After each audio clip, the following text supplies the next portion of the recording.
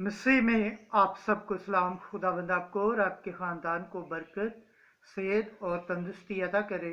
मसीह यसु नासरी के नाम से आमीन। हमारे लिए आज की तिलावत हिस्कियल नबी की किताब 18 बाब पहली आयत से 10वीं, 13 आयत 30 से 32 आयत। मैं तुम्हारे अमाल के मुताबिक तुम्हारी अदालत करूंगा। खुदा बाप, बेटे और रूह कुद्दस के नाम से आमीन।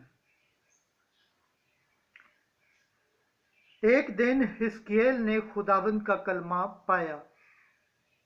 उसने कहा कि तुम इस्राएल के मुल्क के हक में ये मिसल क्यों कहते हो कि बाप दादा ने कच्चे अंगूर खाए और औलाद के दांत खट्टे हो गए।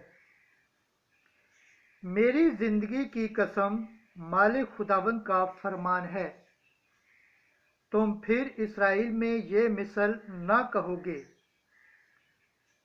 देख, सब जाने मेरी हैं, जैसी बाप की वैसी ही बेटे की जान भी मेरी है। जो जान गुनाह करती है वही मरेगी। और अगर कोई आदमी सादिक हो और अदल और सदाकत का काम करे और गोश्त खून समेत ना खाए और इस्राएल के घराने के बुतों की तरफ नज़र ना उठाए और अपने हमसाए की बीवी को नापाक ना करे और हैजा औरत के नज़दीक ना जाए और किसी पर जुल्म ना करे और रसन वापस कर दे और कोई चीज़ जबर से ना छीने और भूखों को अपनी रोटी खिलाए और नंगों को कपड़े पहनाए और सूद पर कर्ज ना दे और न हक नफ़ा ना ले और बदकारी से दस्तबरदार रहे और लोगों के दरमियान सच्चा इंसाफ करे और मेरे कवानीन पर चले और मेरी क़िज़ाओं को हिफ्ज़ करके अमल में लाए, तो वो यकीनन सादिक है और ज़िंदा रहेगा। यूं मालिक खुदावंद का फरमान है। पर अगर उसके यहाँ एक बेटा पैदा हो जो रेज़ान और खून रेज़ा हो और इन बदियों में से कोई बदी करे, वो हरगिज़ जिंदा नहीं रहेगा। उसने ये तमाम मकरूह काम किए हैं तो वो बिला ज़रूर मरेगा और उसका खून उसी पर होगा। बस इस्राएल के घराने में तुम में से हर एक की उसी राहों के मुताबिक अदालत करूंगा। मालिक खुदावंद का फरमान है, ताबे हो जाओ और अपने तमाम गुनाहों से बाज आकर रुजू कर लो। ऐसा ना हो कि बदकरदारी तुम्हारी हलाकत का बायस हो। उन तमाम गुनाहों को जिनको करने से तुम गुनाहगार ठहराए हो, अपने पास से दूर कर दो और अपने लिए नया दिल और नई रूह पैदा करो। ऐ इस्राएल के घराने, तुम किस वास्ते मरोगे? क्योंकि जो मरता है उसकी मौत में मेरी खुशी नहीं।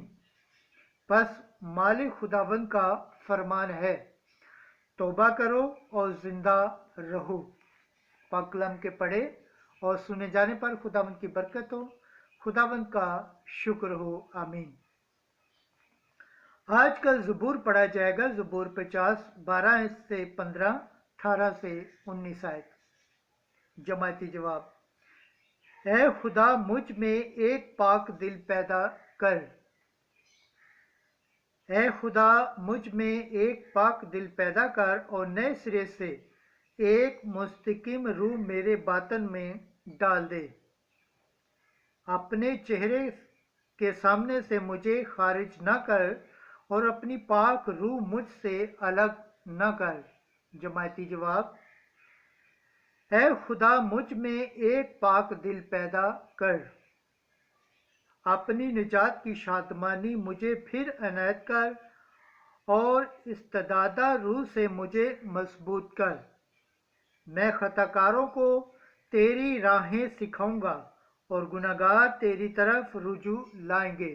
جماعتی جواب: اے خدا مجھ میں ایک پاک دل پیدا کر۔ تو ذبیحہ پسند نہیں کرتا، اور اگر میں سوگندی قربانی بھی دوں تو خوش نہیں ہوتا۔ اے خدا شکستہ روح میری قربانی ہوگی۔ اے خدا تو شکستہ اور خاک نشین دل کو حقیر نہ جانے گا۔ جماعتی جواب: اے خدا مجھ میں ایک پاک دل پیدا کر۔ پاک کلام کے پڑھے اور سنے جانے پر خداوند کی برکت ہو، خداوند کا شکر ہو، آمین۔ آج کی انجیل مقدس متی کے مطابق 19 باب 13 آیت سے 15 آیت۔ چھوٹے بچوں کو میرے پاس آنے سے منع نہ کرو، کیونکہ آسمان کی بادشاہی ایسوں ہی کی ہے۔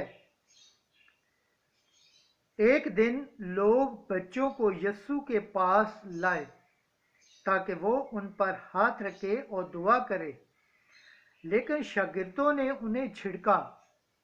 مگر یسوع نے ان سے کہا کہ بچوں کو رہنے دو اور انہیں میرے پاس آنے سے منع نہ کرو، کیونکہ آسمان کی بادشاہی ایسوں ہی کی ہے۔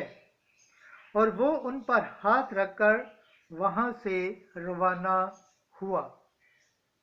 انجیل مقدس کے وسیلہ سے ہمارے گناہ معاف کیے جائیں۔ اے مسیح تیری ستائش ہو۔